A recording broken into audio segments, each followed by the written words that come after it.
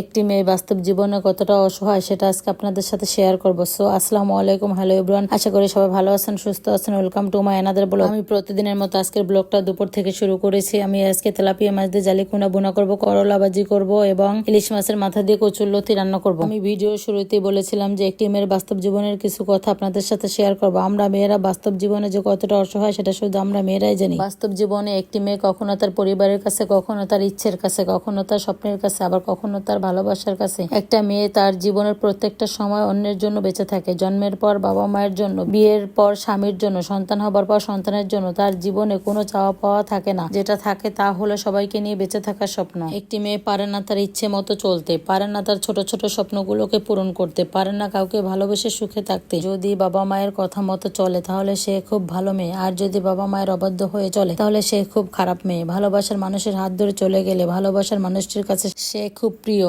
অথচ তার কাছে না গিয়ে যদি পরিবারের কথা মতো চলে তাহলে সেই বেঈমান, স্বার্থপর। শুধুমাত্র একটা মেয়েই জানে এই সমাজে চলতে হলে তাকে কত বাস্তবতার সাথে যুদ্ধ করতে হয়। মেয়ে মানে কিছু করার আগে হাজারবার চিন্তা করতে হয় এই সমাজ কি বলবে। মেয়ে নামক শব্দটির অর্থ এক একজনের কাছে এক এক রকম। কারো কাছে প্রতারক, কারো কাছে বিশ্বাসঘাতক, কারো কাছে স্বার্থপর। আসলে মেয়েরা স্বার্থপর, বেঈমান, প্রতারক কিছুই নয়। মেয়েরা যদি বাস্তব জীবনে সত্যিকারের প্রতারক হতো তাহলে কোনো সন্তানই পৃথিবীর মুখ দেখতো না এবং কোনো সংসারে টিকতো না। এখনো কিছু কিছু সংসার আছে যেটা দীর্ঘস্থায়ী হচ্ছে। সব সংসারে ভেঙে যায় না, ভাগ্যক্রমে কিছু কিছু সংসার ভেঙে যায়। তাই বলে পৃথিবীর সব মেয়ে বেঈমান, প্রতারক বা স্বার্থপর না। কিছু কিছু মেয়ে আছে যে তাদের জীবনের চেয়ে বেশি তাদের আপন জনকে ভালোবাসে। আপনাদের সাথে গল্প করতে করতে আমার কচুর লতিটা কষানো হয়ে গেছে। এখন ঢাকনা উঠিয়ে ভালো করে নেড়ে তারপর ঢাকনা দিয়ে কিছুক্ষণ রান্না করে নেবো। আমি আমার প্রতিটা ভিডিওতে বলি যে আমি আপনাদেরকে রান্না শেখাচ্ছি না, কারণ এই সকল সাদামাটা বা সাধারণ রান্না শেখানোর কিছুই নেই, কারণ এই সকল সাধারণ রান্না কম বেশি সবাই পারে। আমার একটি পেজ আছে, সেখানে আমার প্রতিদিন ভিডিও দিতে হয়, তাই আমি আমার দৈনন্দিন কাজগুলো আমি আপনাদের সাথে শেয়ার করি। কচুর লতি হয়ে গেছে, এখন কচুর লতিটা চুলা থেকে নামিয়ে নিয়েছি। তারপর আমি মাছ এবং জালি কুমড়াটা তেলে ভেজে নেবো। জালি কুমড়া এভাবে তেলে ভেজে রান্না করলে খেতে বেশ ভালো লাগে। মাছ ভাজা হয়ে গেছে, এখন জালি কুমড়াটা ভাজার জন্য চুলায় দিয়েছি।